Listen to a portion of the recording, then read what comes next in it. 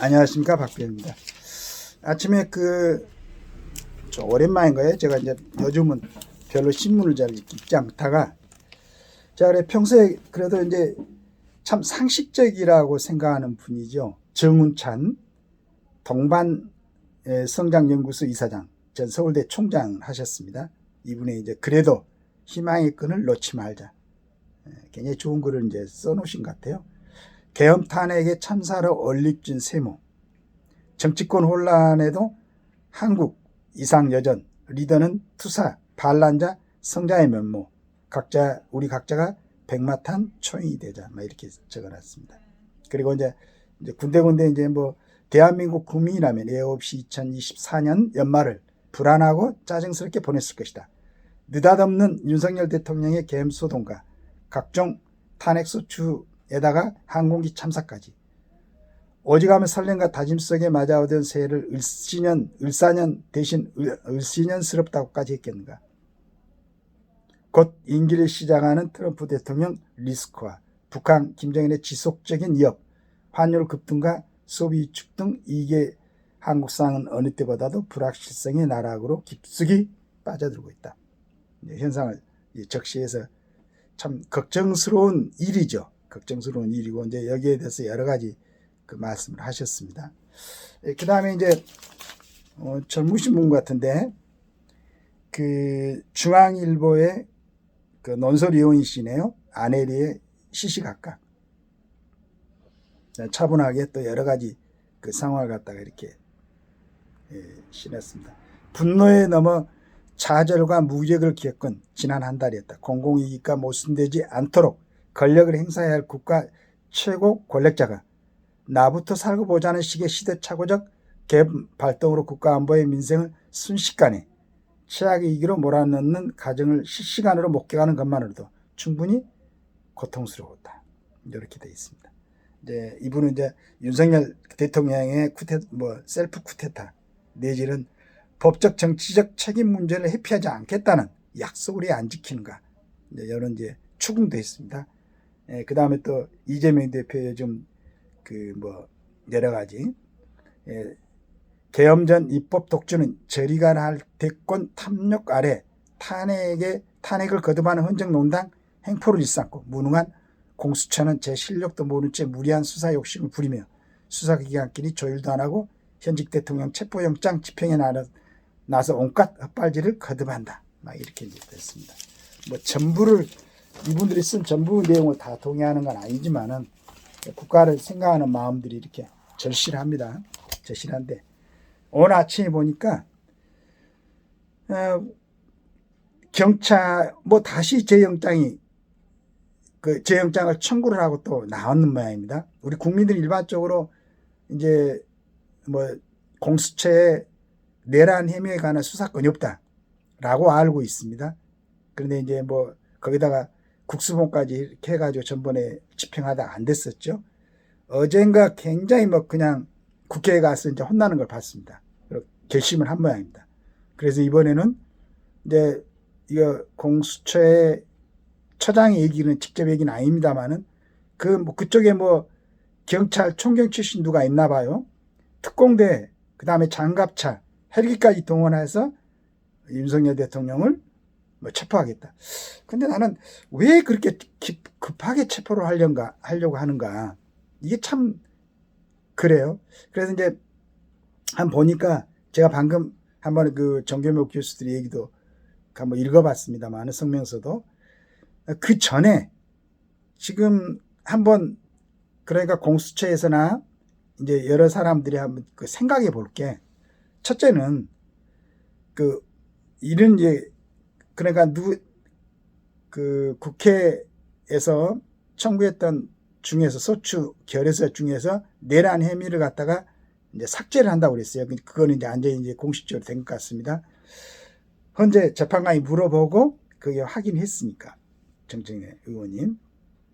그러면은 우선 급한 것은 지금 대통령 대행이 그것도 이제 나라 경제 살림만 보아오던 사람이 지금 대통령 대행을 하고 있단 말이에요. 이게 너무 우습잖아요. 국무총리를 탄핵시켜버렸으니까 내란 혐의 방조죄로 내란 혐의 방조죄였습니까? 그런데 이제 내란 혐의를 삭제를 시키면은 한덕수 국무총리를 빨리 지금 복귀시켜야죠. 나라를 안정화시켜야지. 대통령 탄핵하고 대통령 대행까지 탄핵한 나라가 어디 있습니까? 그 말이 안 되잖아. 그래서 이제 내란 삭제가 됐으니까 한덕수 국무총리는 국무총리로 빨리 복귀해가지고 이 어지러운 상황을 좀 정리해야 되지 않겠는가. 두 번째, 이준석 지금 방통위원장이 지금 심리를 받고 있죠. 근데 그건 뭐 하루가 이틀 근무하고 바로 탄핵됐죠. 이준석이는. 그걸 왜 지금까지 결정을 안 하고 있습니까? 그게 아마 뭐 7인 이상의 심리해야 된다. 이것은 가처분 신청이 돼가지고 지금 6인으로도 그 결정이 된다고 전번에 그렇게 얘기를 한 것 같은데, 그럼 빨리 이준석 그 방통위원장을 빨리 복귀시켜가지고 지금 뭐 MBC하고 KBS하고는 허가받지 않고 지금 무단 방송을 하고 있다고 그러더만. 그것도 빨리 정리를 해야지. 그 방송국들이 지금 바로 방송 못하게 하면 안 되잖아. 세 번째는 헌재에서는 지금 이걸 그 탄핵 소추 이게 결의 중에서 내란죄를 혐의를 갖다 삭제시켰으면 그게 내란죄 때문에 탄핵 결의가 되고 그 헌재에 지금 들어가 있는데, 그럼 그걸 각하를 시키든지, 또 그렇지 않으면 정경에서 얘기한 것이 각하를 정시킬 수 없는 어떤 합당한 이유가 있다면 그걸 설명을 하고 절차에 따라서 하든지, 이게 뭐냐 이제 성결적으로 조금 선행적으로 진행돼야 되지 않을까 하는 생각을 합니다. 그리고 더 중요한 것은 지금 아까 얘기한 것처럼 경찰은 뭐 특공대 동원하고 장갑차 동원하고 헬기 동원을 하는데, 장갑 차리기 여기까지 동원한다면 동원 안 돼야 되겠죠. 그 전에 우리 경찰 특공대들, 경찰 지금 뭐 10만 명입니까 11만 명입니까? 그 중에서도 가장 우수한 능력을 지니고 있는, 물론 뭐 시험 받고 위로 진급하는 그런 능력이 아니고 정말로 몸으로 시민 치안을 위해서 가장 아주 어려운 자리에 투입돼 가지고 해결하는, 대부분이 이제 그 군생활을 갖다가 뭐 특전사라든가 특수부대에서 근무하는 이런 젊은이들을 갖다가 모집해 가지고 만들어 놨단 말이에요. 진짜로 우리나라에서 중요한 아주 그러한 사람들이죠. 이 사람들을 지금 충분히 절차를 밟아 가지고 헌재 탄핵 절차를 기다리든지, 그러나면 헌재가 내란 혐의를 삭제한다고 그러니까 각하를 시키든지, 여러 가지 방법, 정치적인 방법, 행정적인 방법으로 정리할 수 있는데 왜 특공대 들어갔다가 투입을 하냐 이거잖아요. 만약 그 경호관들도 정말로 또 특출나는 어떤 그 실력을 갖고 있는 사람들인데 이 두 집단이 부딪히면 어떻게 될 거야? 그것도 대한민국 수도 현재 대통령 직무 정진이 됐지만은 현재 대통령이 있는 거기에서 이런 상황이 벌어지면 되겠어요? 그런데 이런 부분에 대해서 뭐 국가 언론들이라는 사람들 무슨 지금 재앙적 대통령이 되니까 뭐 내각 책임자 이혼 집정부조라 얘기를 하고 이런 쓸데없는 소리들 하지 말고, 소위 지금까지 국가에서 여러 가지로 대우를 받고 인정을 받았던 국가 언론들이라는 사람들, 대통령 간저로 가가지고 여론 젊은이들의 희생이 야기될 수 있는 여론을 막아야지. 뭐 하고 있는 거야? 말로써? 우리처럼 평생 먹고 살기 바빠가지고 그냥 이렇게 사는 사람들 이렇게 열심히 살게 하고, 여러분들은 지금까지 국민들한테 선택받고 그걸로 인해서 여러 가지 특혜를 누리고 대우를 받고 살았으니까, 지금 젊은 애들이 그 중에서도 가장 경찰에서도 가장 실력이 좋은 그 특수한 사람들, 젊은 애들이 또 경호처에 그 능력 있는 애들이 이 여러 사람들의 자기 이익을 위한 여론 분쟁에 동원돼 가지고 희생되면 되겠어요? 가서 중재해야지. 국민들 앞에 내세우지 말고 당신들이 가가지고 중간에서 이 충돌이 일어나지 않게끔. 지금 아무것도 안 하고 있는 것도 아니고 헌법재판소에 탄핵 소추 결의가 들어가가지고 헌법재판소 심리를 한다는데 왜 지금 가서 싸우냐 말이야. 한 사람이라도 다쳐봐. 여러분들은 뭐 국가 언론으로서 70년 80년 살고 지금까지 잘 먹고 잘 살았잖아. 그럼 마지막 봉사해야지. 왜 20대 30대 젊은 애들이 총 들고 대통령 관저 주변에 싸우게 만드냐 말이야. 필요한 말은 이때 해야지, 이때. 그리고 지금이라도 바로 이동해가지고 여러분들이 가서 그 중간에 서서 젊은 애들이 서로 겨루고 싸우지 않도록 이거 방해해야 되는 거 아니겠습니까? 뭐 신문에다 이런 소리를 누가 못해? 다 하지. 왜 힘없는 국민들 갖다가 이렇게 화나게 만들어갖고 거기다 모이게 만들어가지고 어떤 노인 양반은 뭐 한 사람은 밤에 그 데모하다가 병원에 실려가서 뭐 상태가 지금 어떻게 되는지 모르겠는데 이런 일이 있으면 안 되잖아 지금. 그리고 국가에 충성하겠다고 그 혹독한 훈련을 거치고 자부심을 가지고 활동하는 우리 특경들, 그 다음에 경호처 직원들, 이런 사람들이 이 정치꾼들의 자기들 야욕에 의해서 희생돼가지고 다치고 만약에 죽으면 어떻게 할 거야? 그래도 뒤에 앉아가지고 쓸데없는 소리들 뭐 내각 책임제 운운하고 이혼 집행제 운운하고 뭐 이런 소리 하고 있을 거야.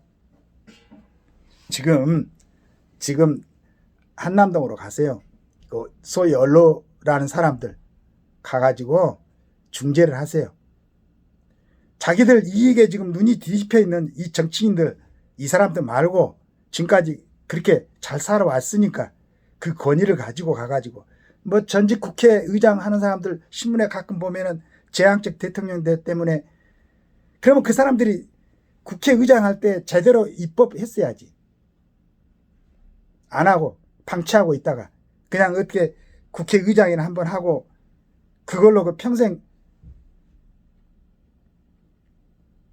지금 굉장히 중요한 것 같으니까 이 애들이, 이 아까운 자원들이 만약에 북한에서 지금이라도 어떤 문제가 있다고 그러면은 가장 앞장서서 치안하고 나라를 살려야 될 이 젊은이들이 이 쓸데없는 정쟁에 휘말려 가지고 다치거나 만약에 사상자 나면 어떻게 할 거야? 오늘 이런 이중한 사태에 직접 나서서 중재하지 않고 하는 사람들은 앞으로 신문에는 어디 나와서 뭐 국가가 어떠고 뭐 국민이 어떠고 이런 얘기 할 필요가 없어. 그런 사람들을 국민들이 듣지도 않을 거야. 아무런 국가의 혜택도 못 받고 시골에서 농사 짓다가 공장에서 일하다가 이런 사람들이, 그 젊은이들이 모여가지고 지금 저 위험한 상태를 자기들이 몸으로 맡겠다고 나서고 있는데 소위 언론이라는 사람들이 앉아가지고 진짜 내 신문 보기도 싫은데 그래도 다른 사람들은 어떻게 생각하고 있는가 이걸 한번 보려고 한 번씩 읽어보는데 참 답답한 사람들이야. 훨씬 더 공부도 많이 하고 훨씬 더 정보도 많이 받고 한 사람들이 왜 이렇게 애곡해서 쓰냐 이거야. 정확하게 써야지. 그래서 지금 뭐가 급해서 대통령 직무 정지 시켜놨는데 지금 꼼짝 못하고 있는데 왜 그걸 갖다 헬기까지 동원하고 장갑차까지 동원해갖고 잡으러 가냐 이거야.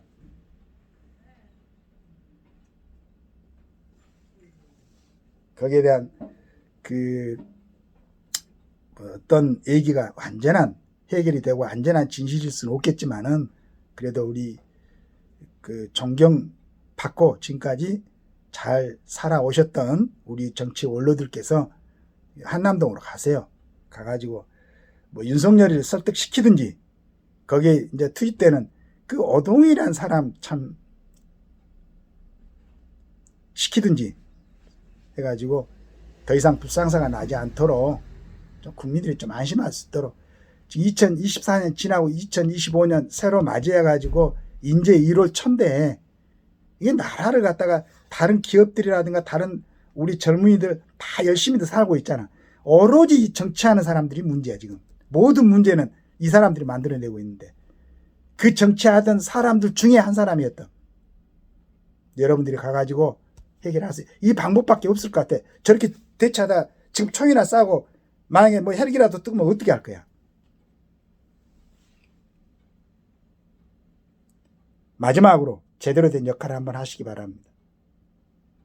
감사합니다.